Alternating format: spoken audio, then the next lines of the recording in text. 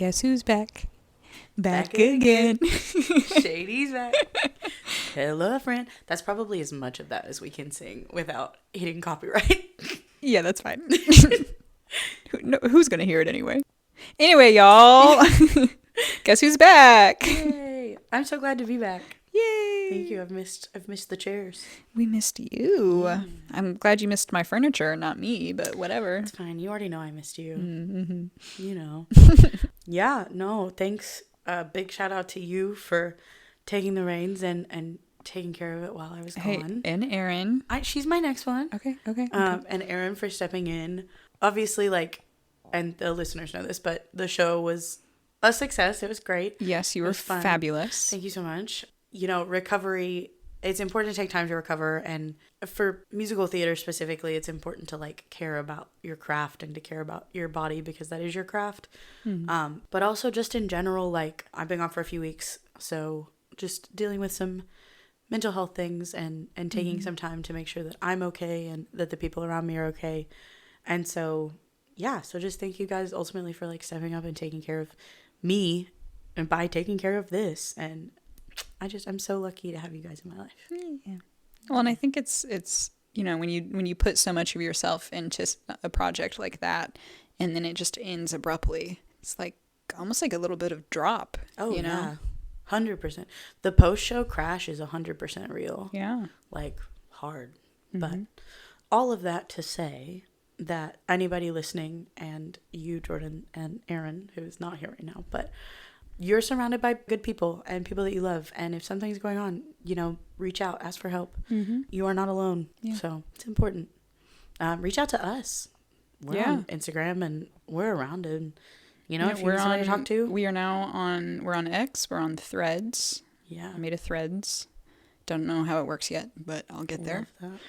Yeah. Yeah. So, if you need anybody, reach out. But if you feel especially alone, you can always reach out to us. So that's important. So, to return from my leave, I have a story that is so completely different than anything that we've done so far. I'm excited because I don't know what we're doing. You have no idea. You don't even know the state. No, I told you to surprise me, and I'm excited. I'm ready. So, do we want a drum roll? No,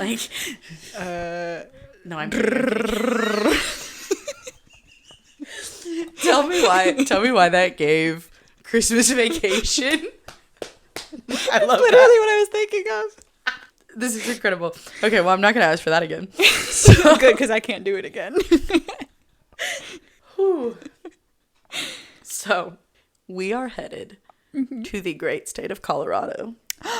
Ooh, okay. Mm-hmm. I'm excited. My sister lives there. I know. That's honestly, I was thinking about her. I was like, what state can I do? And I was like, this will be fun. I'm not going to lie. I don't know if she listens, so we're going to see if she calls me out for this. We'll see.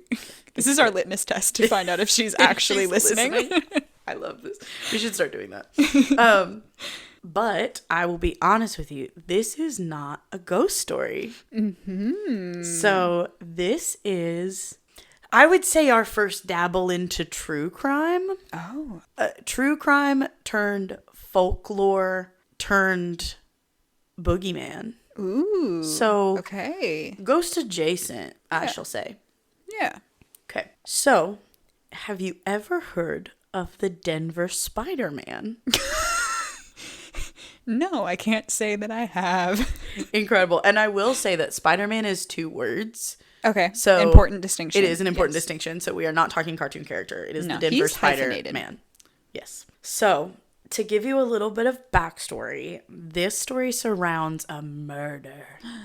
Okay. There's been a murder. Is that your only trigger warning, or are there more? I would say my triggers for this episode are going to be murder and violence. Okay.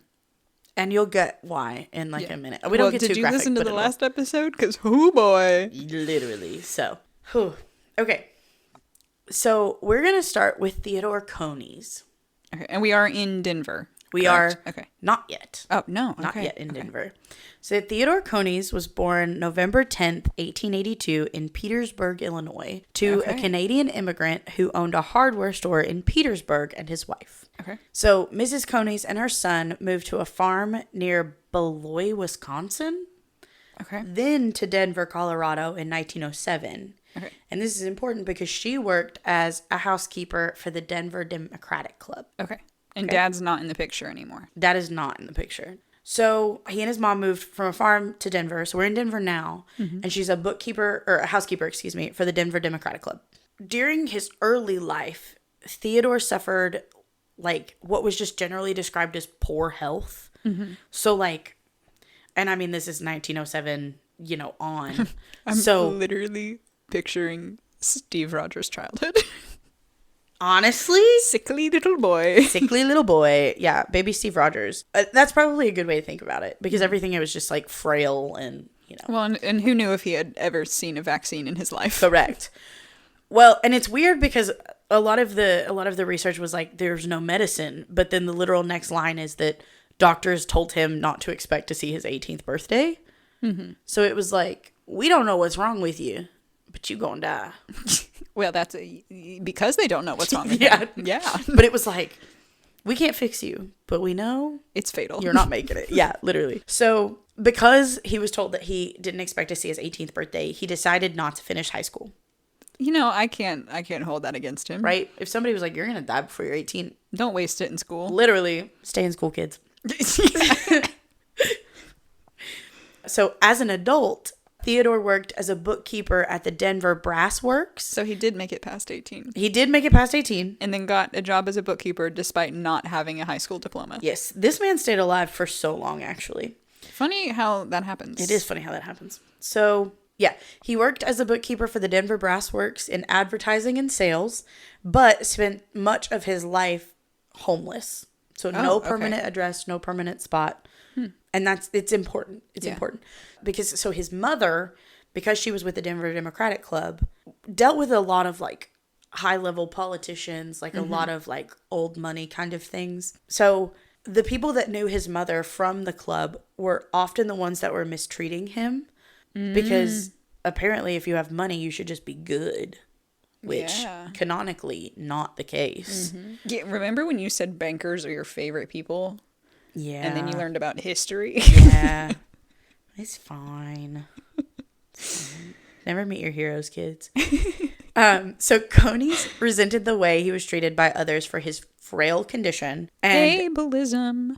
literally, that's going to be our new Jingle? your friends are going to make fun of us for literally. Oh. Make that a drinking game. Cap. So Coney's resented the way he was treated and later expressed that he wanted a place where he could be alone and free from the judgment of others. That's fair. It is fair. Once again, cannot judge. No, right. Just you wait. In September of 1941, Okay. 58-year-old Theodore Coney, Hey. so much 40 years past 18, Full life, yeah. intended to ask former acquaintance Philip Peters for a handout at his home, also in Denver. Now, to give you some background on Philip Peters, he was a retiree of the Denver and Rio Grande Western Railroad and had lived in Denver for over 3 decades. He was married to a woman named Helen and their children, whom they had 5, which is important later on. I feel like one of those kids is going to die. Nope. We're all now adults, and several of them lived in like Grand Junction, Colorado, so really close. Okay. So big family, tight area. I don't know anything about the geography of Colorado. That's okay. That's okay. So I'll take your word for it that it's close. Not only was Peters a former railroad employee, but he was also a musician and a member of the Denver Guitar Club. Aww. And he and his wife would often give guitar and mandolin lessons. Cute. That is where he met Theodore Coney. So I'm going to say rumor has it, but there were no specific records that stated if he worked with Helen or Philip. But one of them was known to have given Theodore lessons. Okay. That's why the wording was weird to me. I was like, former acquaintance, what does that mean? But like, It's like an old music teacher. yeah, essentially. So we're going to jump back a little bit. We know about Philip and we know about Helen. And we know that Theodore was going to the house to ask for a handout. Yes. Okay? So When he's 58. And Theodore's 58. Yeah. So at the time, and for about 5 to 8 weeks before Philip was murdered. Oh. Philip be murdered. Philip be murdered. Okay. So for the 5 to 7 weeks before he was murdered, he had been staying in the house alone because Helen had broken a hip in a fall and she was staying at a hospital. Okay. And so she had broken her hip in a fall. And this is like small town community because every night Philip would be at someone else's house. It was like the line, like the guy doesn't know how to cook, so he goes and literally eats dinner. He was going to have dinner with everybody. Like all of the women in the neighborhood were like, we need to make sure this man can eat dinner. And it's actually so sweet. Like it is truly like a non-problematic. This was such a sweet gesture. So it says his neighbors often opened their homes to him in the evenings so that he wouldn't have to be alone at dinner time. That was the direct quote. That's cute. So they would also often send him with like leftovers because he was spending a lot of lunch. time. Well, yeah, but he was spending a lot of time at the hospital. Aww. And so they were feeding Helen, but this community was like fully making sure that he was okay. It was so cute. So at the time when Theodore makes it to the house, he sees that Philip wasn't there, and Conies decides to break into the house to steal food and money. Theodore. In that time, he's rifling around. You know, he's going through like looking for cash. Like, yeah, essentially like thieving, if you will. And in the ceiling of a closet, Conies finds... Oh, he's looking everywhere.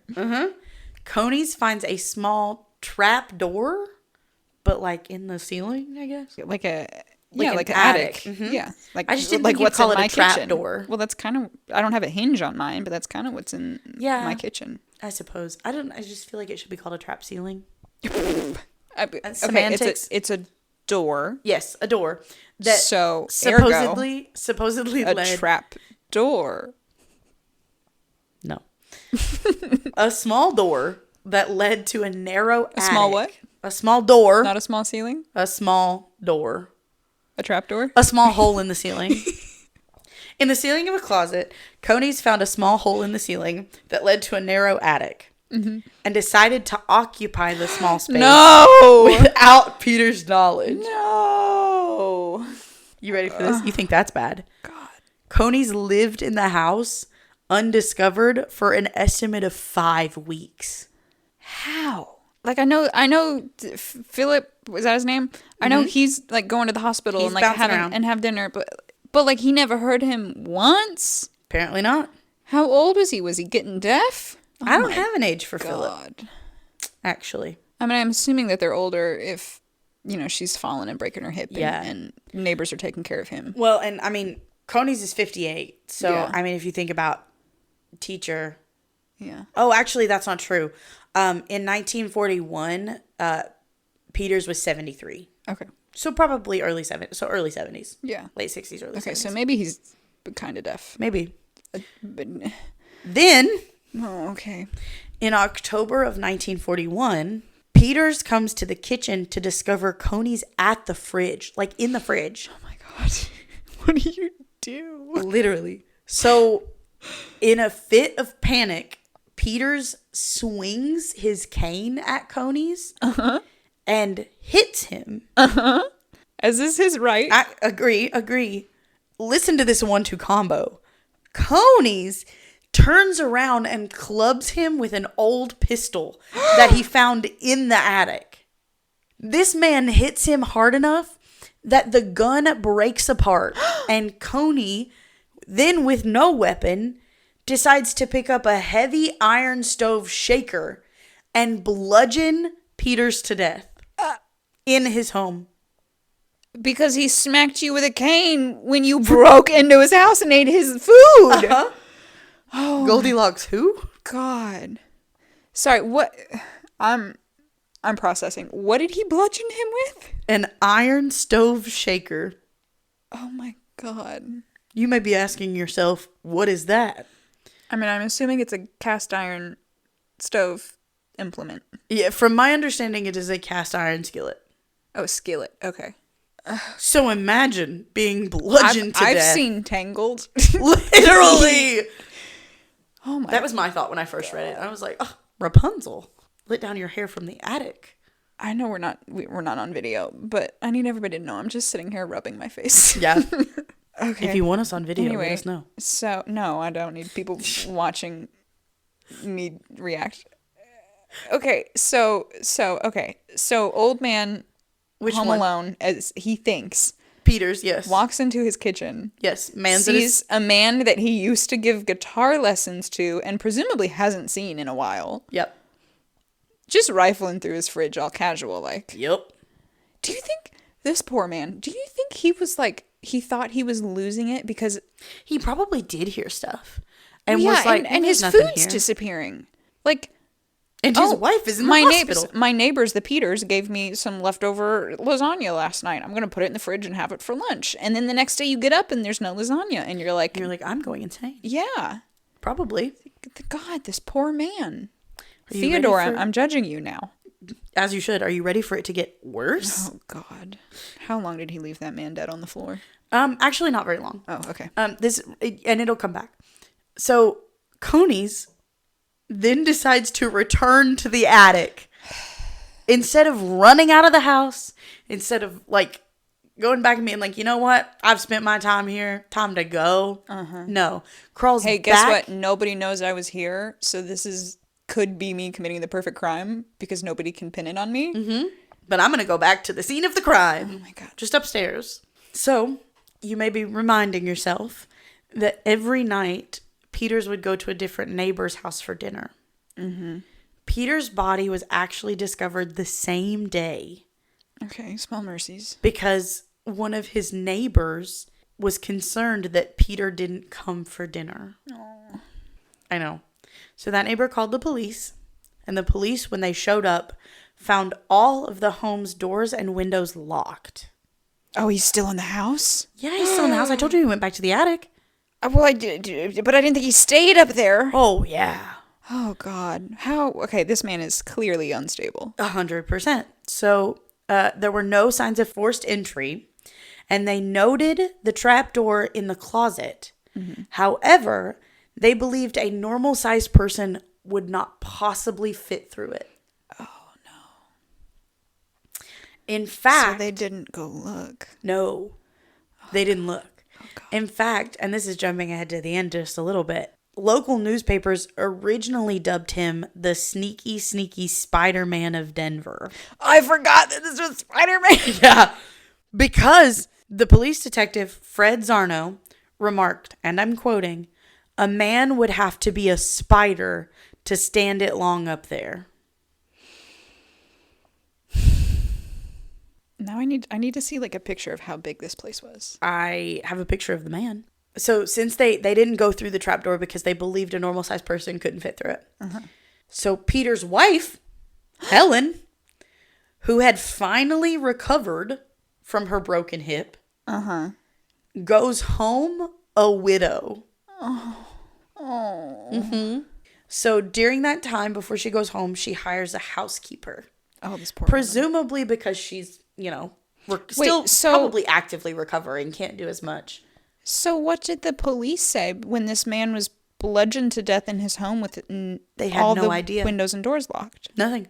Oh, it's okay. that, what are you going to do? Where's the forensic evidence in 1941? They had fingerprints by then. I don't know. Okay. It was notably remarked that there were no leads. So this woman has to hire a housekeeper to presumably clean up the fucking blood from her husband's dead body. Maybe. So in my understanding, the housekeeper was truly like to help keep house. Mm-hmm. Like she is still actively recovering from a hip surgery. Yeah. I probably can't do like laundry, can't carry things. Mm-hmm. So in all of my research, truly she was a housekeeper. Okay. But I'm sure that she was tasked with cleaning the kitchen. Mm-hmm. Was she a live-in housekeeper, do you know? Mm-hmm. Oh, yes. God. Okay. This poor woman. Oh, it gets worse. Part 2. So both women noted hearing strange sounds in the house. And the housekeeper quit after 2 weeks because she was convinced the house was haunted.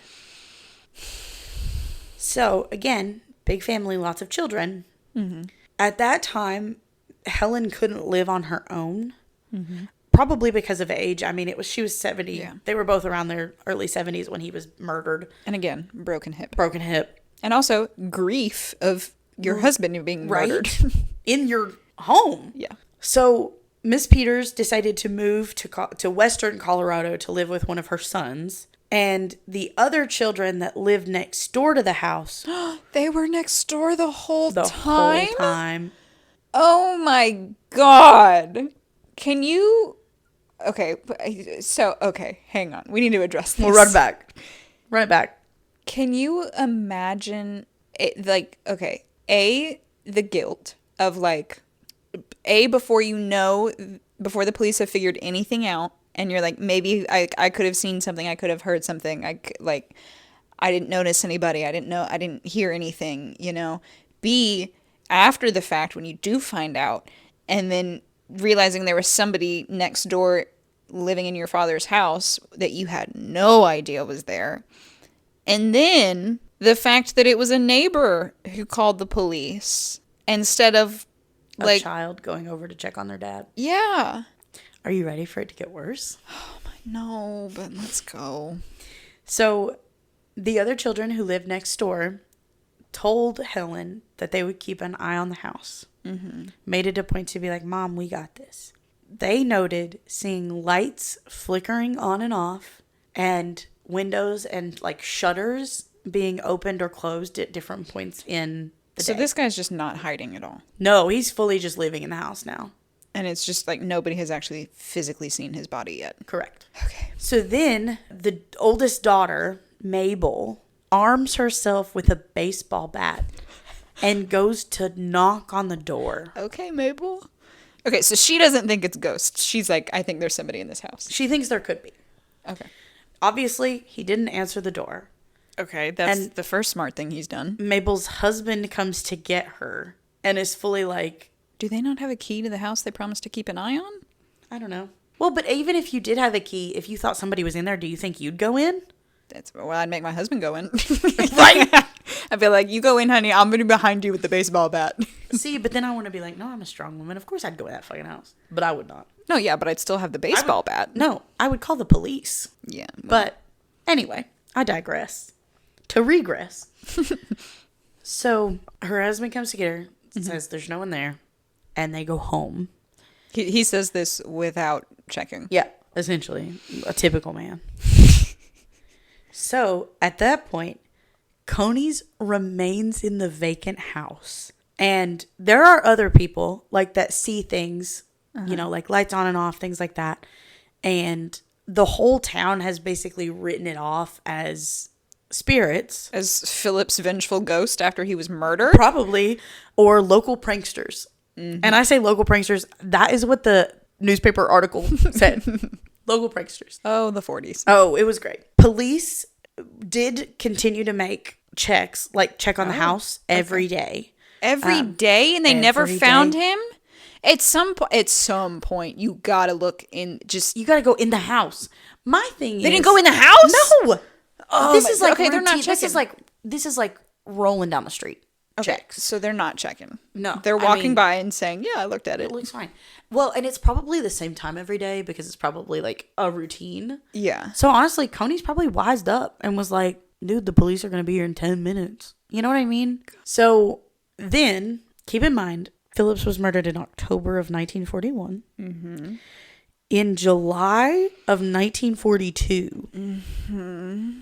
So in July of 1942, the police officers did enter the home. Okay, 9 months later. Can't figure out why. Like, couldn't figure out. There was no, like, additional report, nothing. It probably was just, Mabel was like, hey. Probably, I swear to God, somebody's like, we're finally listening to this crazy lady. During their time in the house, one of them heard a lock click on the second floor. So they run upstairs, and the police catch sight of Coney's legs dangling through the trap door. And one of them runs, and it's described as leaping into the closet, grabbing his ankle, and pulling him down. Okay, I will give that officer props. No, I was like, the dramatics. That would not be my first instinct. He was then taken into custody and he confessed to the murder. Oh, okay. Here's my question. What the fuck has he been eating? Because I don't presume he has not been leaving the house. Well, I mean, but he was a bookkeeper. Wait. This man could have been going to work every day. There's no way. He could have. No. I feel like it would be more suspicious if a man gets murdered and all of a sudden you stop showing up at your job. Well, I presumed that when he went to the Phillips's house to ask for a handout, he no longer had his job. Are you telling me this man's been working a 9 to 5 this whole time? Sounds like it. There ain't no way. So I can't find anything. And nobody saw him leaving the house at any point. I can't find anything that says he didn't. Oh my God. Okay. I choose for my own sanity to believe that he did not have a job at this point. Right, because the thing I'm about to say to you, can you imagine how many of your coworkers, how many of my coworkers could have just murdered someone in their kitchen and is just coming to work? Well, I only work with one person, so I'm aware. that would. Can you imagine that person murdering someone in their kitchen? I can't, truly. Let's change the subject. But moving on. But you know what I mean? Like, it does bring up a good point of like, what the fuck is going on in other people's houses? Yeah, well, what's that? I don't know how anybody would have done the math on this, but like that statistic that's like you walk by 7 murderers in your life or whatever. Dang. I hope I got all of mine out of the way early. So, I mean, it brings up a good point of like, You never can know. you imagine? You never know, A, what's going on in someone else's life, and B, you apparently never know what goes on behind closed doors if you don't fucking Open look them. in the house once Literally. in a while. So, Don't say it gets worse. are you ready for it to get worse? Oh my God, they already caught the guy. They did. What? So, Conies was tried and convicted. It was a pretty cut and dry case because he did confess to the crime. And sentenced to life in prison at a Colorado state penitentiary. Okay, Okay? good. He's obviously unstable. Correct. Now, the Spider-Man has turned into local lore. I am not surprised. That's so, insane. when I say local lore, I mean akin to the boogeyman. Yeah, because Like- he lived in an attic for 9 Yes, months. But like if you think about it, like Longer than when you were young, like maybe not your parents because your parents were well adjusted. Well, Well, but my my mom parents listens to this. I have to cut that out. That was a joke, Mom. I love you. Hi, Mom. It's okay. My parents are the not well adjusted ones. We don't talk about your fucking dad. Yeah, literally. So when you're young, you know, your parents are like, if you don't behave, the boogeyman's going to get you. Yeah. Children in Colorado grow up fearing the Spider-Man. I need to tell my sister that no. I need to tell. You have to tell the baby. I know. I have to tell my brother-in-law he needs to use that tactic on the baby. Yes, immediately. Immediately. So now, you know, kids are like, I have to behave. The Spider-Man's going to get me. Oh my God. Do you know if the house ever sold? Mm-mm. It's sat abandoned. Yeah, I'm not surprised. I think the house is still abandoned to this day. It's not demolished? No. It's a local legend. There's no way it hasn't fallen apart. I think they give tours. What? Yeah. That's fucked up. Yeah. Let me look. But I think they give tours. Like, it's one thing to tour, like, a historic home that's like, you know, ooh, it's got ghosts. But to... A murder house. Yeah, I don't think I've ever heard of that before. Other than, like, the Lizzie Borden house. But that was much longer ago. So, the official address, like the address of the home, is 3335 West Moncrief Place. And it sat abandoned for an indeterminate amount of time. And then the Historical Society took it over. And What a choice. it is not standing now. But right before the end of its life, they were giving tours. They were like, hey, we're going to tear this down soon. It's your last chance your to come last see the chance. Spider-Man house. Yeah. I mean, I guess the Historical Society is probably looking for ways to make money, so I can't hold that against them, but that feels like it's in poor taste. Yes. And there is a new house that sits on the lot Oh, okay. that is designed eerily similarly to the house when Philip lived there, Philip and Helen. And it is often said that the house settles more than you would feel is normal. Does that make sense? Like, you know, I mean, houses settle, things creak. Yeah, well, Part of me wants to be like, check your foundation. Yeah, well, I was gonna say not to be a skeptic, but if the house is newer than literally every house on the block, then yes, it's going to still be settling because it's a new house. It's a new house, yeah. But this is like a, I don't know, like local legend. Yeah, local legend. Yeah, yeah. Is it? And well, so when did Spider-Man die? That is a great question. He died in the Colorado State Penitentiary. Mm-hmm. Let's see. But if he was 58 in 1941, then surely he did not make it to like maybe 1980. Let's see. He'd be like 100. 84. May 16th, 1967 in the Colorado State Penitentiary Prison Hospital. 1967? 1967. So he was 87 years old. 87. Mm-hmm. Oh, that pisses me off that he got to be older than Philip. Yeah, literally. Now, the fun part. Mm-hmm. So there are two pieces of pop culture that exist because of this story. Okay. One of them is inspired by, and one of them is the direct story. Okay. There's a CSI crime scene investigation and a Simpsons episode. Take your guess as to which one's the exact story. Take your guess. Please tell me it's The Simpsons. It is The Simpsons. Oh my God. Aaron's going to love that. So Aaron probably knows the episode for sure. Oh, 100%. So the CSI episode is an episode entitled Stalker. And the Simpsons episode is The Ziff Who Came to Dinner. Oh, ooh. Yeah. Knowing the story, I don't like that. No, I know. Yeah. Spooky. Spooky. So a little bit different. Yeah. A little bit different than what we've done. A little more true crimey. But, well, I mean, again, a lot more true crimey. Actually, exactly true crimey. But isn't it why, like... I chose it because of the lore that came afterwards. Because now it's like local legend. Well, that's what I was going to say is, like, I feel like every town, every neighborhood in a city has an urban legend or something like that. Yeah. But it's amazing how many times you can say that truth is stranger than fiction. 100%. Like, if I had read that, I would have been like, "You're fucking with me." Yeah, I'd be like, "You're joking." if some kids had told me that, like on the block growing up, I would have straight up been like, "No, you're making that up." Yeah, but now as an adult, I'm like, "Fuck." And I've been to Denver. Now I'm questioning when I was 4 years old and those older kids said that the other kids fell off that cliff and died. Were they being serious? They were being serious. But yeah, I'm just questioning everything. Also, I'm learning that I was not trolling little kids hard enough. As the older kid on the block, I could have been saying way more shit. I always hung out with older kids. I never hung out with little kids. No, but that's what I'm saying. I'm saying as the older kid. No, there were little kids that hung out with me. That's what I'm saying. I didn't. The only kid I hung out with that was younger than me was my best friend's little sister. Other than that, I was the little kid hanging out with the older kids. Yeah. Damn. Yeah, or just kids my age. I could have trolled little kids way harder.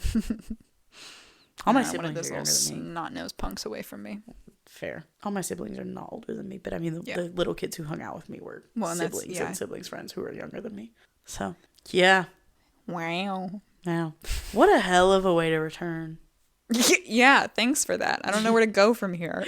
Normally we can be like, oh, haha, wouldn't it be fun if these ghosts were real and we saw them?